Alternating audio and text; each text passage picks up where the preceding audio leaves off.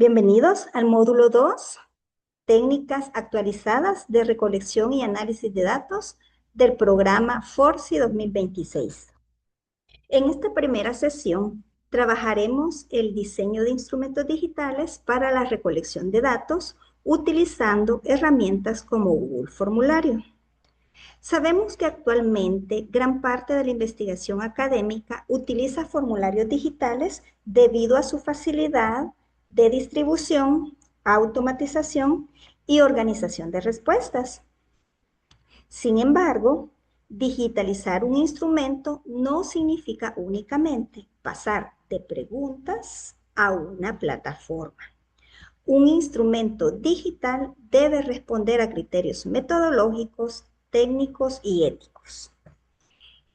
En este video aprenderemos cómo estructurar un instrumento digital, qué relación debe existir entre objetivos y preguntas, qué tipo de preguntas pueden utilizarse, cuáles son los errores más frecuentes y por qué el consentimiento informado sigue siendo fundamental aún en entornos virtuales.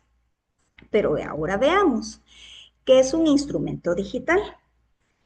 El instrumento digital es una herramienta de recolección de datos diseñada y aplicada mediante plataformas digitales.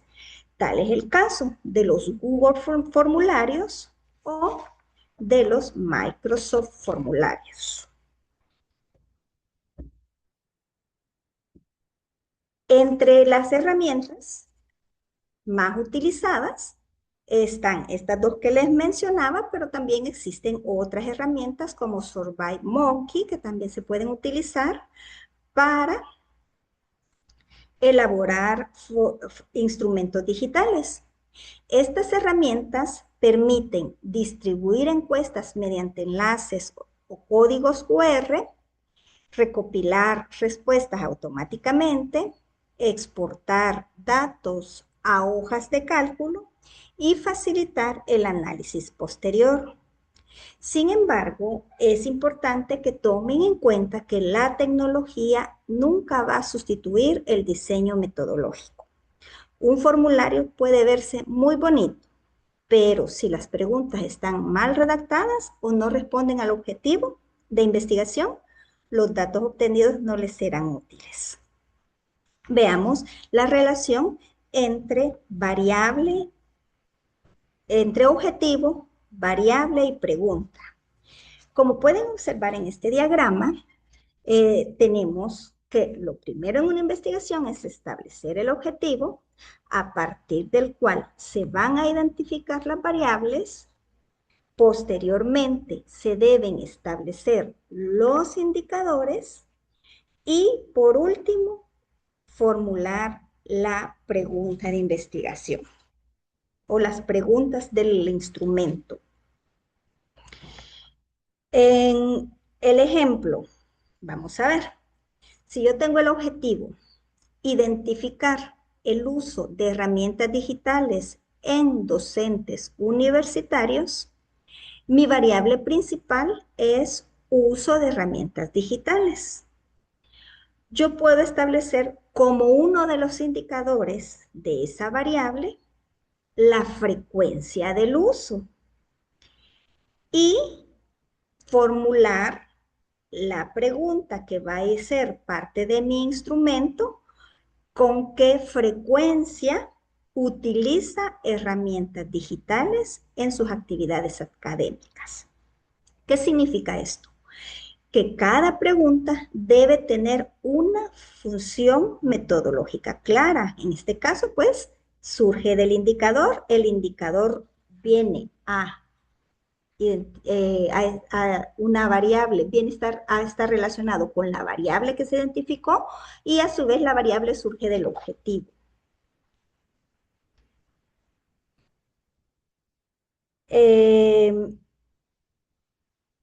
Que en este otro ejemplo de la lógica que va entre el objetivo, la variable, el indicador y la pregunta. Como les mencionaba antes, mi objetivo es identificar el nivel de uso de herramientas digitales en docentes universitarios, mi variable, uso de herramientas digitales, mi indicador, frecuencia de uso, y por último, la pregunta que haría en el formulario, como les mencionaba anteriormente. Un mismo instrumento puede tener diferentes tipos de preguntas y cada una de ellas cumplir una función distinta.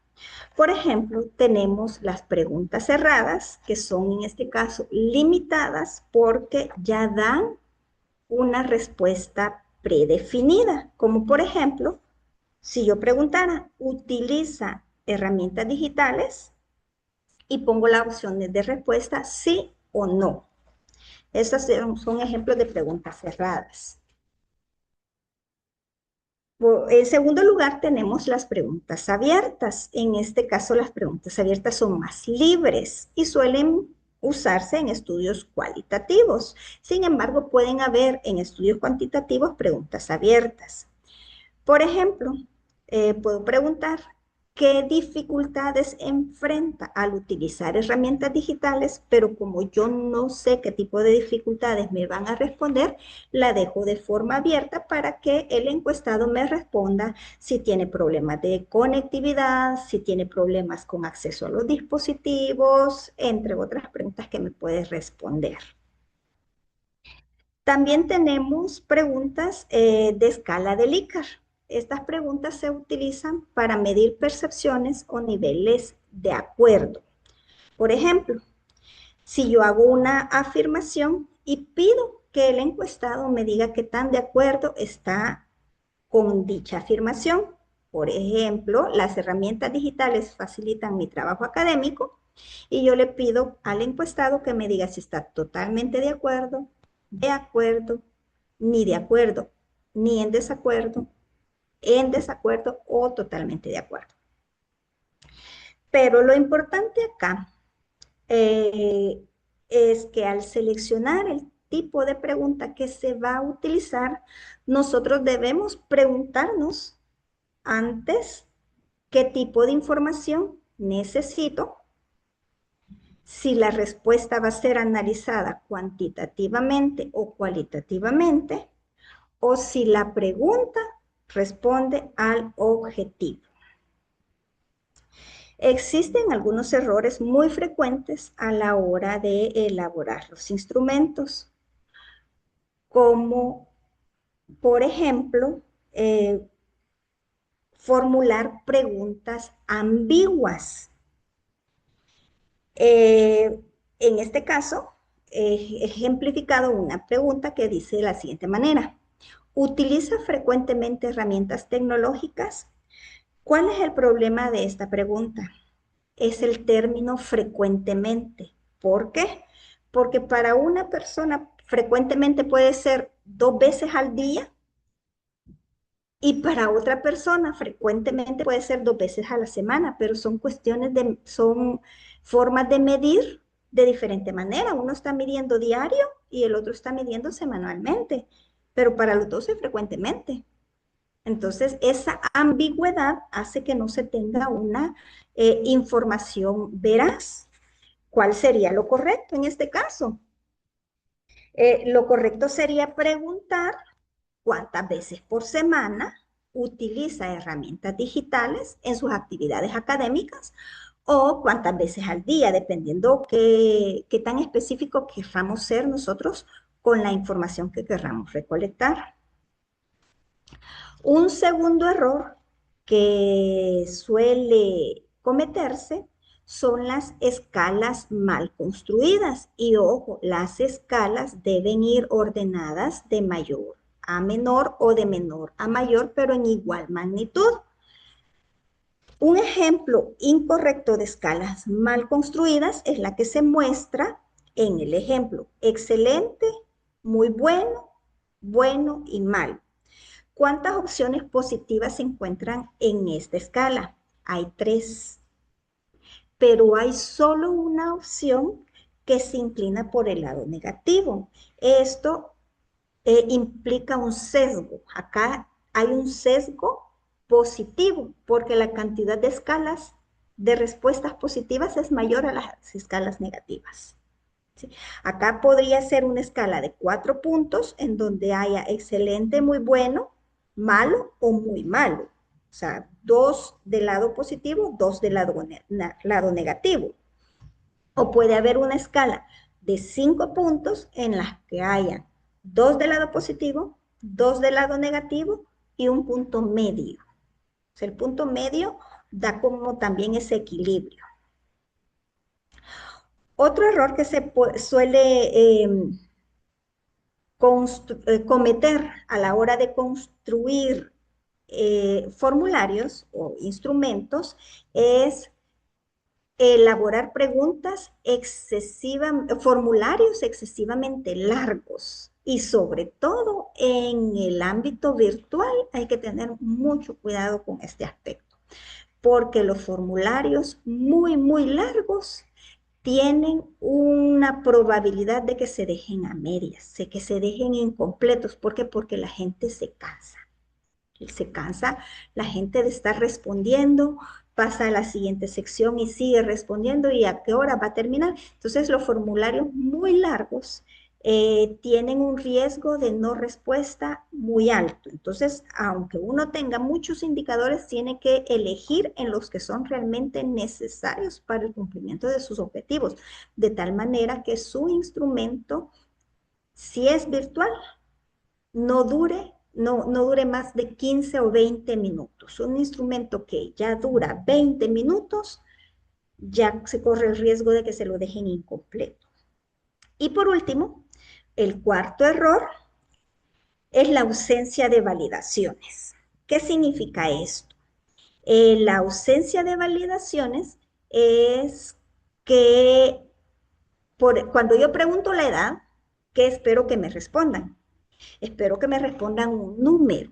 Entonces, cuando yo hago el instrumento, tengo que validar esa pregunta para que solo acepte números, para que me puedan, porque la edad es una variable cuantitativa. O sea, si usted pregunta por edad, le van a decir 25, 30. Omitimos la parte de años, porque la edad, por ser una variable cuantitativa, se le pueden sacar medidas de tendencia central.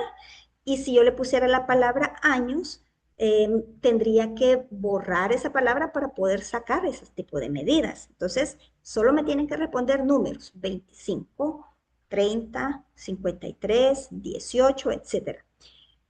Otro aspecto, si yo tengo como límite de edad o que la persona debe tener 18 años para responderme el instrumento y no debe pasar de 60, yo también puedo poner ese tipo de validaciones: mayor o igual a 18, menor o igual a 60. Todos esos tipos de validaciones me permiten a mí obtener la información que deseo en el formato que deseo. O sea, si yo deseo números puros, o quiero texto. Si en este caso del ejemplo les estoy dando la edad, entonces yo espero numeración.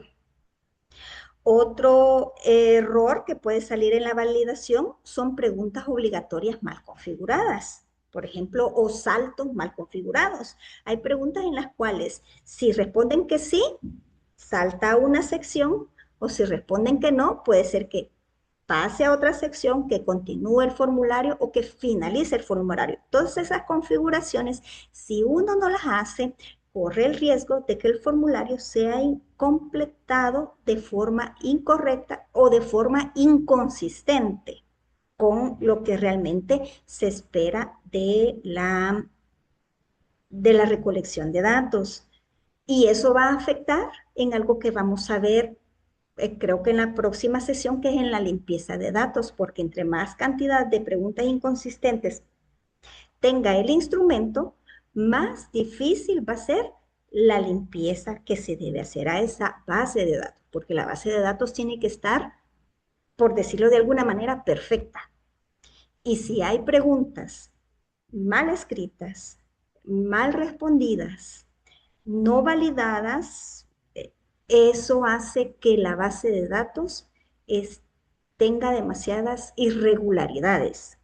¿Y qué ocasiona eso? Que se pierda la fiabilidad de la investigación. y no queremos correr ese riesgo. Y por último, vamos a ver el quinto error, que son las preguntas que no responden al objetivo. Y esto tiene que ver con los formularios que son también excesivos. A veces preguntamos cosas que no nos abonan.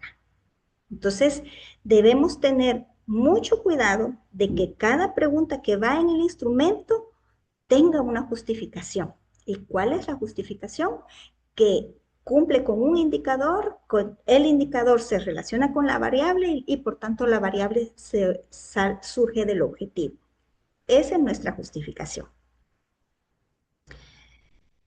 Vamos a ver ahora la importancia del consentimiento informado. Por acá tenía yo un ejemplo, luego lo vamos a ver en la clase presencial de un consentimiento informado que debe ir en un formulario digital. Aunque sea un formulario digital, el consentimiento sigue siendo obligatorio. Cada participante de la investigación debe conocer el propósito del estudio, el uso que se le va a dar a la información, la voluntariedad de participación y la confiabilidad de los datos. Un consentimiento informado básico debe incluir estos componentes. ¿Por qué? Porque la información está, debe ser válida para presentarla en diferentes artículos. O sea, las investigaciones siempre se hacen para publicarse, ¿verdad? Y el consentimiento informado, la presencia del consentimiento informado garantiza que la información se ha cumplido, se ha obtenido cumpliendo todos los requerimientos éticos. Por ejemplo, puede usted escribir de forma breve que la información va a ser recopilada únicamente con fines académicos, que la participación es voluntaria, que las respuestas serán tratadas de forma confidencial y darle la opción para que el encuestado opte por participar o no hacerlo. Si la persona opta por no participar, el formulario se tendría que enviar y ya no darle la posibilidad de que entre nuevamente. Entonces, esto es lo básico que debe llevar el consentimiento y tomen en cuenta que el instrumento digital tiene que ser un instrumento que cumpla con los objetivos, pero que también cumpla con criterios éticos de investigación. Bien, eh, esto sería todo lo que he preparado para este video, pero comentarles antes de cerrar que en la próxima clase vamos a aprender cómo hacer esas validaciones para obtener la información que realmente necesito, cómo hacer un instrumento de recolección de datos digital, pero antes de eso, en la plataforma también se les deja que ustedes evalúen un formulario. Por ahí les he compartido un formulario, el cual me gustaría que ustedes lo respondieran de forma consciente e identificaran cuáles son los errores que tiene dicho formulario y luego los comenten. Eh, Posteriormente, como les decía en la clase, vamos a hacer el formulario, vamos a esperar que los errores que ustedes identificaron en el formulario que les comparto no los repitan ustedes también y puedan diseñar un formulario que sea efectivo y que sea, que tenga las preguntas que se requieren en el instrumento. Recuerden que un formulario nunca va a ser el que tiene más preguntas. Un buen formulario no va a ser el que tiene más preguntas, sino que el que tiene la información clara, pertinente y útil para responder al problema de investigación. Nos vemos en la sesión presencial y les dejo los materiales para que puedan estudiarlos. Gracias por su atención.